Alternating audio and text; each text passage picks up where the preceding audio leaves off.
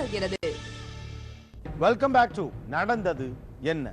சென்னை மாநகரின் தெருக்களில் தினந்தோறும் குறைந்தபட்சம் 2 முதியவர்கள் ஆதரவில்லாமல் கைவிடப்படுகிறார்கள் அப்படிங்கிற விஷயம் பத்தி பார்த்துட்டு இருக்கோம். சமீபத்தில் சென்னை அரசு பொது மருத்துவமனையினுடைய வாசல்ல 60 வயது மதிக்கத்தக்க ஒரு மூதாட்டி உட்கார்ந்துருந்தாங்க.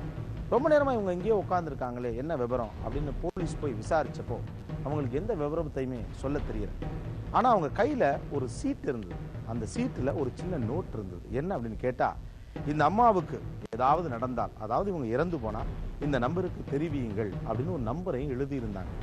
என்ன விஷயம் அப்படின்னு கேட்டா, அந்த அம்மாவினுடைய பையன் அவங்கள பார்த்துக்க பிடிக்காம அல்லது பார்த்துக்க முடியாம யாராவது காப்பாத்துங்க அப்படின்னு அந்த கவர்மெண்ட் ஹாஸ்பிட்டல் வாசல்ல கொண்டு வந்து விட்டுட்டு போயிட்டார். இது மாதிரி தினந்தோறும் ஒரு துயர சம்பவம் தமிழகத்தில் எங்காவது நடந்து கொண்டே இருக்கிறது. பரபரப்பான சென்னை வால்டாக்ஸ் ரோடு இங்கு உள்ள ஓர் வீட்டிற்குள் மூலையில் முடங்கி கிடக்கின்றார் ராமலிங்கம்.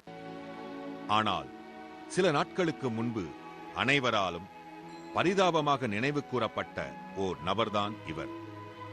அதற்கு காரணம், இறந்து போன தன் மனைவியின் பிணத்தோடு 2 நாட்களாக கிடந்துள்ளார் ராமலிங்கம். போன வாரத்தில் அவங்க மார்க்கெட்டு போயிட்டு வரும்போது வீட்டிலே விழுந்துட்டு இருக்கிறாங்க. பெரிய கதை ஒன்று இருக்குது வீட்டில், அதை அப்படியே மூடிட்டு இருந்ததுனால எங்களால் உள்ளே போக முடியல. அதனால் போலீஸ் கம்ப்ளைண்ட் கொடுத்து அவங்க பார்த்து அந்த கதவை திறந்து உள்ளே போய் பார்க்கும்போது இவங்க இறந்து இருந்ததை கண்டுபிடிச்சாங்க.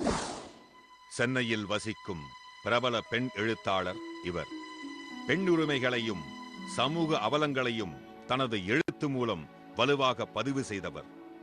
எழுத்தின் மூலம் கிடைத்த ஓரளவு வருமானத்தில் தனது குடும்பத்தையும் நீண்ட நாட்களாக வழிநடத்தி வந்தார்.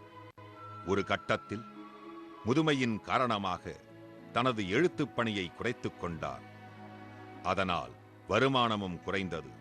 இதனால் குடும்பத்தினர் இவரை சுமையாக கருதத் தொடங்கிவிட்டனர். குடும்பத்தினருக்கும் அவருக்குமான தொடர்பு மெல்ல மெல்ல குறைய ஆரம்பித்து விட்டது.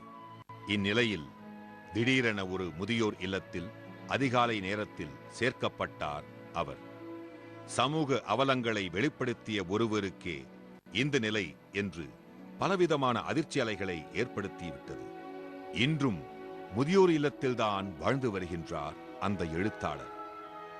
ஆனால் யாரிடமும் பேசுவதும் இல்லை, எழுதுவதும் இல்லை. பிரபல எழுத்தாளரே வீட்டை விட்டு விரட்டப்பட்ட நிலையில் மற்ற முதியவர்களின் நிலை இன்னும் பரிதாபமானது. சென்னையில் பார்க், பிளாட்பாரம், கோவில், மசூதி, சர்ச் என எங்கு பார்த்தாலும் கைவிடப்பட்ட முதியவர்களை காண முடிகிறது. 40-45 வருஷத்துக்கு முன்னே முதியோர் ப்ராப்ளம்னு யாருமே கேள்விப்பட்டிருக்க மாட்டாங்க. அது காரணம் என்னென்னு, அந்த காலத்துலலாம் எப்படி இருந்தாலும் இந்த வயசானவங்களை எல்லாரும் வீட்டில் தான் வச்சுட்டு இருப்பாங்க. குடும்பங்களில் பல பிரச்சனைகள் இருக்கும். இருந்தால் கூட அவங்க சட்டுன்னு வெளியில் அனுப்புறதில்லை. வேலை நிமித்தமாக வெளியூருக்கெல்லாம் வரும்போது பல சௌகரியங்கள்லாம் தெரிஞ்சுக்கிறாங்க எல்லாரும்.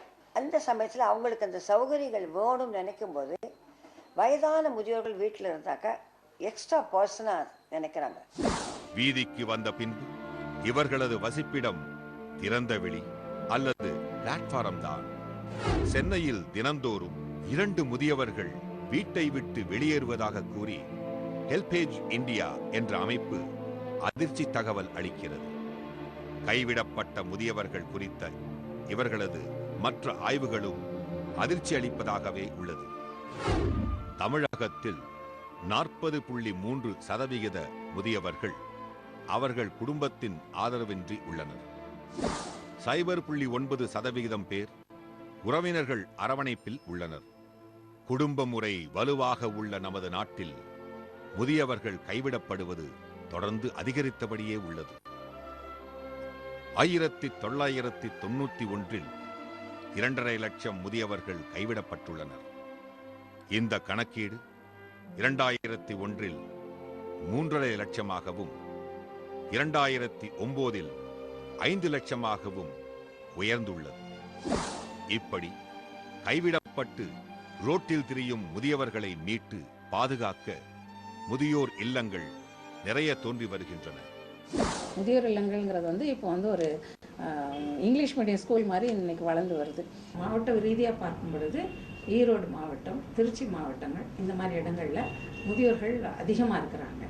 ஒவ்வொரு வருஷமும் நீங்கள் பார்த்தீங்கன்னா ஒரு 2 முதியோர் இல்லம் புதுசாக ஆரம்பிக்கிறாங்க.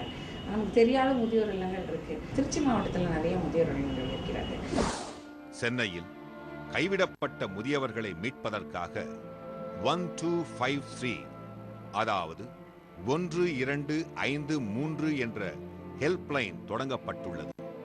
முதியவர்கள் கைவிடப்பட்டிருந்தாலும் முதியவர்களே முதியோர் இல்லத்திற்கு வர விரும்பினாலும் இந்த எண்ணை அழைக்கலாம். உடனே அவர்களை போலீசார் மீட்டு காப்பகங்களில் ஒப்படைத்து விடுவார்கள்.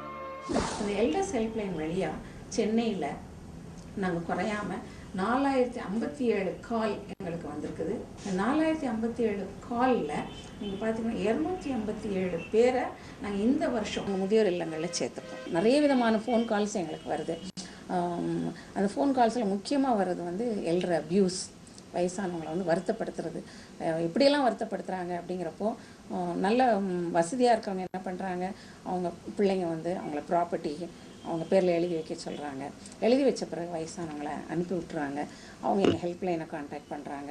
எங்கள் ஆஃபீஸ்க்கே வந்துடுறாங்க. வந்துட்டு எங்களை எப்படியாவது எங்கள் குடும்பத்தோட நீங்கள் என்னை கட்டாயப்படுத்துகிறாங்க எழுதுறதுக்கு, என்னால் எழுத முடியாது, என்னுடைய சொத்து என் காலம் வரை இருக்கணும் அப்படின்னு சொல்லி கேட்குறாங்க. ஸோ அந்த மாதிரியான ஒரு அபியூஸ் வருது. நம்முடைய சமூகத்திலும் நம்முடைய குடும்பங்களிலும் முதியவர்கள் எப்படி நடத்தப்படுகிறார்கள், எப்படி கைவிடப்படுகிறார்கள் என்பதற்கு நம்ம பார்த்து கொண்டிருக்கக்கூடிய இந்த கதைகள் சின்ன சாம்பிள் தான். இதைவிட நிறைய கண்ணீர் மல்கும் கதைகள் சமூகம் முழுக்க விரவி கிடக்கின்றன.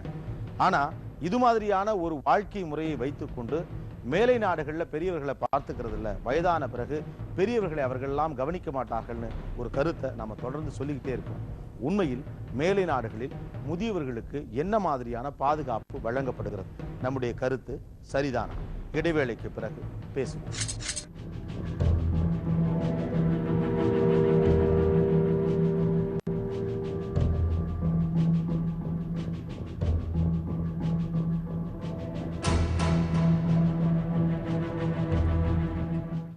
நடந்தது என்ன? குற்றமும் பின்னணியும். ஒரு சிறிய இடைவேளைக்கு பின்